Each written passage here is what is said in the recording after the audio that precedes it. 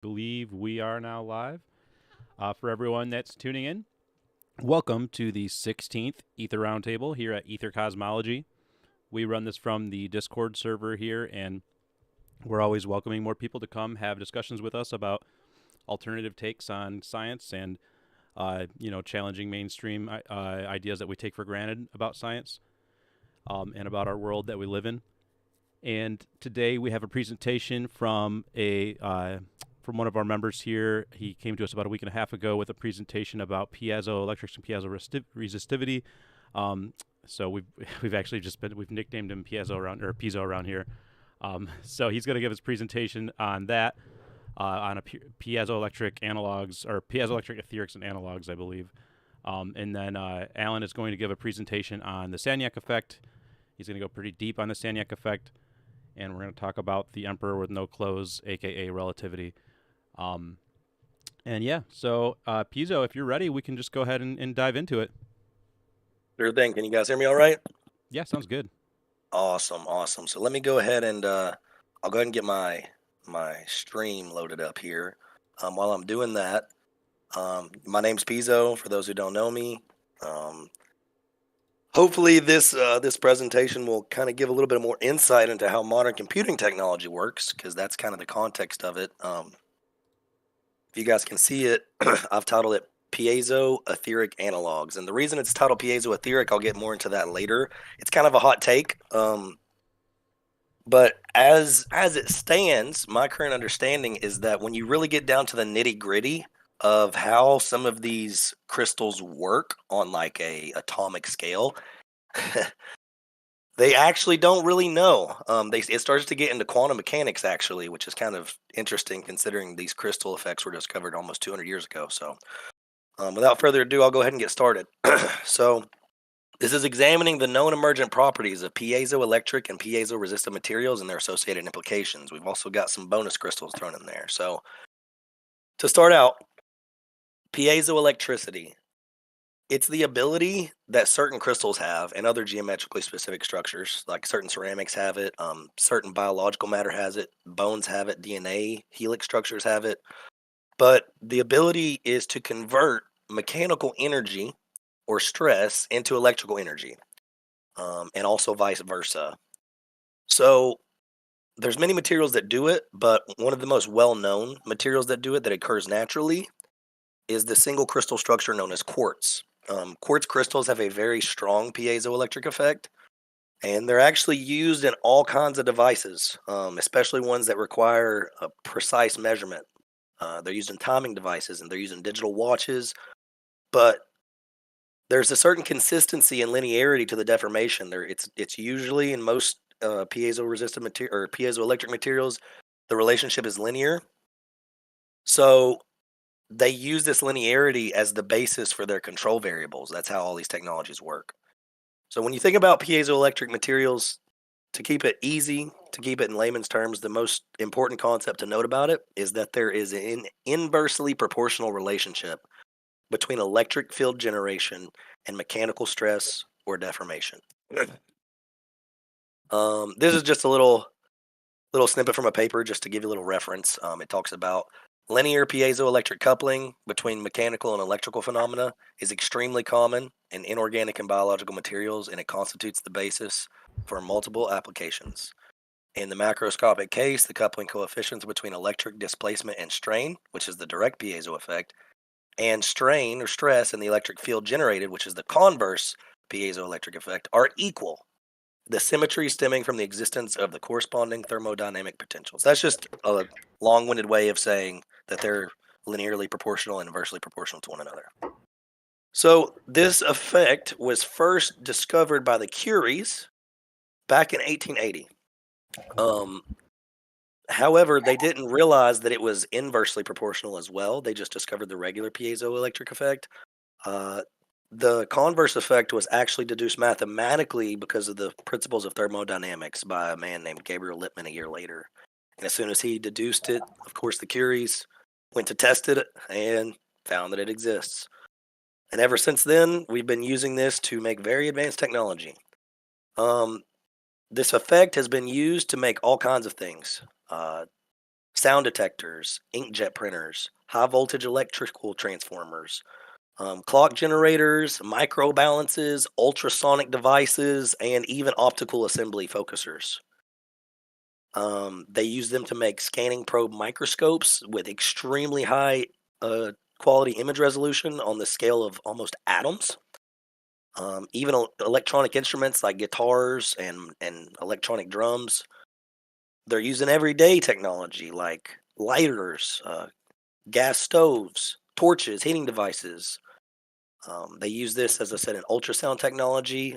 Sonar, when sonar was originally invented, it's based on these principles. They use piezoelectricity for sonar. Um, they've developed an ultrasonic transducer to help them get measurements of viscosity and elasticity, which has helped massively in material engineering. And some of these ultrasonic devices in more modern times have gotten so advanced that they can actually send pulses through materials and find imperfections and flaws in it so that they can do structural safety analysis of like metal and stone and buildings and things like that. Now, there's other uses for it too. Um, One alternative technology for it that's more useful for common people is that of EMF filtering. And the science, right, is not exactly. This is something that's considered fringe among, I guess, the mainstream scientific community. So you're not really going to find a lot of research material on it. But the principles behind it operate the same way as everything else. So EMF filters, are useful because EMF is everywhere today. We live in a digital age. And there have even been a lot of studies showing correlations between EMF exposure and various negative health effects. So the concept for it's pretty simple, right? You take a piece of quartz, such as a crystal right here on the left, and you encase it in a material that's very dielectric and also has a compression factor, such as resin. It serves both of those purposes. Along with that crystal, you take something that's very conductive, like conductive metal, and you put it inside the resin as well. So you can further cast that resin into a geometric shape, like the pyramid here. That will give it better predictability and proportionality to its function. Um, but what happens is that resin, when it dries, it's going to constrict. And once it dries and it sets in, it's going to be constant. So there's going to be a constant pressure exerted on the quartz, which is going to generate a constant electric field, not an oscillating one, but a constant one, which makes it a static electric field. So as opposed to EMF flowing through the air, which is, EMF that's oscillating at a certain frequency, this is static. And that static field is a driving mechanism of the filter. So the static field is able to interact with the EMF flowing in the air, effectively grabbing it. Now, the magnitude at which it grabs it or holds it is going to be dependent on the strength of the field, of course, but to whatever level it does so, there will be an effect present there. Now, the resin, besides just constricting the quartz, it also serves as a dielectric material, has a very high dielectric index. That allows it to hold on to a large amount of static charge on its surface. It also will interact cross-sectionally with the electric field being produced and boost it. Now, the pieces of metal inside, you see all these shards of metal in there, those are highly conductive. So what that serves to do is it creates an electric potential difference between the inside of the pyramid and the air in the outside of the pyramid. Air is a very poor conductor, metal is a very good conductor. So this out here will have a much lower electric potential than this inside. What ends up happening is that will cause the field lines of the EMF flowing through the air that are, previously were straight to slightly bend.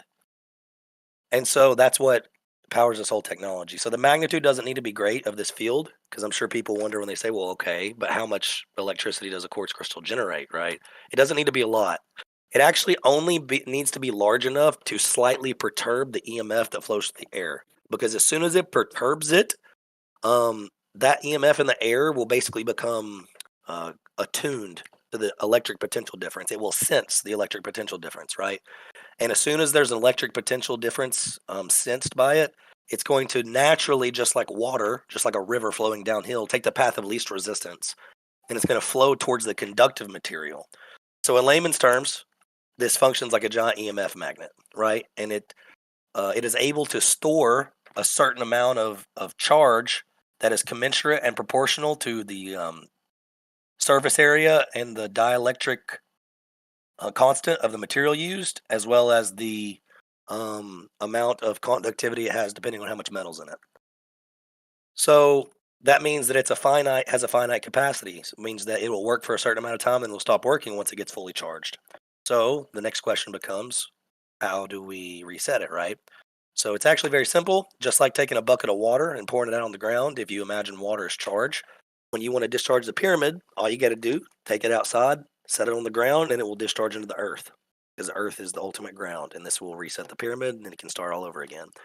Now, as far as long-term viability of something like this, it will degrade over time due to energy mass conservation laws, because what would happen is the rigidity of the resin will actually slowly become compromised. It will slowly become more elastic over time in response to the mechanical action taking place, thereby degrading it. And as the resin becomes more elastic, it will compress the quartz less, so the field will be weaker. However, that's a very slow process. It'll take a lot of time because the magnitude of EMF in the air is not a lot, so it'll be a slow process at work. Now, other developmental technologies that have been under production relate to energy harvesting. This is actually really interesting. There's a plethora of information about this. In fact, they're publishing somewhere between 1,500 and 3,000 articles a year about this type of technology, from what I've gathered. But this is just to give you a very brief summary of it. What they do is they use modern production technology so that they can produce sheets or layers of piezoelectric material that are extremely thin. Think like 2D layers. They're not literally 2D. We live in a 3D world, but they're so thin on like a nanometer scale that, for all intents and purposes, they're basically 2D. Then they can take these little tiny microfilaments and they can layer them and make the layering as much as they want, as thick as they want. You can conform it to whatever size and shape you want, and basically make an extremely energy dense package. And what this material does, these little tiny wafers, these little tiny microfilaments, they're actually extremely sensitive to the point that they can harvest the vibrations in the environment, vibrations in the air, vibrations in the material of like a building, of the columns, whatever, and convert those vibrations to electrical current. These layers can be printed, they can be sprayed down. There's different ways that they can be applied, but it's very, very cutting edge.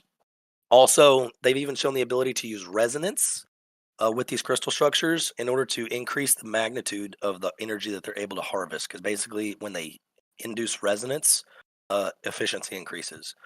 So this is considered cutting edge technology. It probably will not be seen in the public sector for a number of years.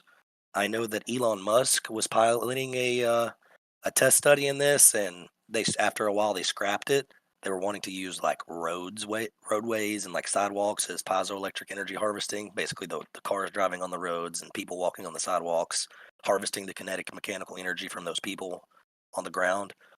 For whatever reason, they scrapped it. But yeah, so piezo resistance. Piezo resistance is like the brother of piezo electricity.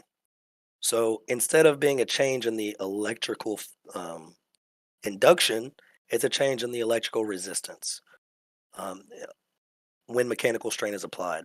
So instead of thinking about it generating an electric field, think about it becoming more resistant to the flow of electricity.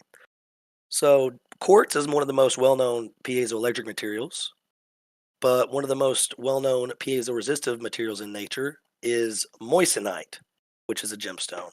Some people have heard of moissanite. It's like a light-colored stone. Now, piezo resistance was originally discovered by Lord Kelvin. It was discovered before piezoelectricity, about 24 years prior. He actually originally discovered it when he was able to change the resistance in copper and iron. And then the term itself was coined, about 80 years later by a guy named Cookson. Now, that term, piezo, It's actually Greek. It comes from the word piezin, which means to press. So when you say piezoelectricity, you're literally saying press electricity, or in other words, compression electricity. Um, Now, later on, when the transistor was invented, the Nobel laureates Bardeen and Shockley invented that. They made predictions that single crystal semiconductors would experience large conductivity changes commensurate with their deformation, and they ended up being proven correct because of this principle. So, just to go over a few of the technologies that work on this principle, a lot of computing devices use piezo resistance, pressure sensors, touchscreens on your phone, accelerometers in your phone, fingerprint sensors on your phone and on your keyboards. Microfluidic devices use it. It's used pretty widespread in robotics and things with haptic feedback, like when when a robot touches you or presses on you and it's trying to imitate a certain feel, like a human-like feel, or like even the vibration in like your phones. That's considered haptic. Musical instruments use it. It's used a lot in the biomedical fields. They can use it for flow sensors and tracking all kinds of things like electrolyte solutions and blood pressure and all kinds of stuff like that. It's used in wearable technology like smartwatches, your Fitbits, if you have a person that uses those. And they can even use it to monitor stuff in the environment like soil samples, groundwater, and meteorology and atmospherics. So, looking to the future, all this piezo research is upped a lot, and it's getting really advanced. And in the near future, we might start seeing some crazy stuff come out. So, non-physical keyboards are one of the things that are apparently being worked on, like a keyboard that you can project onto a surface, and then it not actually be like physical, but you can just type on the surface it's projected on and it type. Um, Having buildings that are like smart structures. So basically, like the actual buildings itself, like you make a stone building or a steel building or whatever you make it out of, it can have active structural integrity monitoring, so they can in real time look at it with all over the internet and see like you know the readings on the building. They're working on developing a new generation of motion tracking devices, which if you can think of like the little suits that they put on when they do modeling for video games. Think of like taking that, but making it like much more accurate and not having to wear a full suit for it. um, they would be able to use this in things like the NFL, the NBA. Pro athletes would be able to optimize their performance through this dynamic simulation of their motion. Gait, stride, all those kinds of things can be optimized for runners. 1 second. Sorry, I'm a little sick, so every once in a while I got a cough. Um, they're working with biometric authentication in the future so like right now we know we got fingerprints, right? And things like that. But they can begin to add uh how would I say this? Like 3D layers to that, right? So imagine your fingerprint, but instead of just being like a flat scanned image, right? Imagine it being like a 3D fingerprint. Um Artificial skin and haptic interfaces, that's more like about robotics in China and in Japan and Korea, and especially in these Asian countries. There's a lot of people over there who are getting these what do you call it? Companions, robot companions, right? That are like super lifelike and things like that. So they're using this technology to very accurately imitate human touch to the point that it'll like feel just like a person touching you. Kind of weird, but you know that's their thing. And then wearable tech in clothes. So in summary, the most important thing to remember when you're talking about piezo resistive technology is just like piezo electric technology. There's an inverse relationship. But this inversely proportional relationship here is between mechanical stress and electrical resistance, and that is affected by current flow. This is just a reference showing, once again, that linear proportionality to bending stress or mechanical deformation and change in resistance. Now, I'm not going to go much over this slide right here. This is so currently in the background, I'm doing some other study along with some other people, but there's some there's some implications about the way some of this technology works, and we don't want to make any definitive claims about it without actually being 100% certain or able to prove it 100%, right? So that we wouldn't want to just shoot in the wind, right? We also wouldn't, want to spread anything that's not true. But so I won't actually talk about those ultimate conclusions really, but I will briefly touch on some of the ways in which this works and the questions that are raised by it. So one of the cool ways that this technology is used is in accelerometers. So accelerometers, they operate by taking piezo-resistant material like silicon and suspending it in this little device here. And they got springs that this red rod is made of silicon, that is attached to, and then these green plates are capacitor plates, which just measures a charge, right? So when this little wafer here, this little stick arm that you can see, uh, when it's centered in between these capacitor plates, it measures the amount of current on each side. So the left capacitor plate will measure the current on the left, and the right capacitor plate will measure the current on the right. When the two currents are equal, it means that this is centered, right?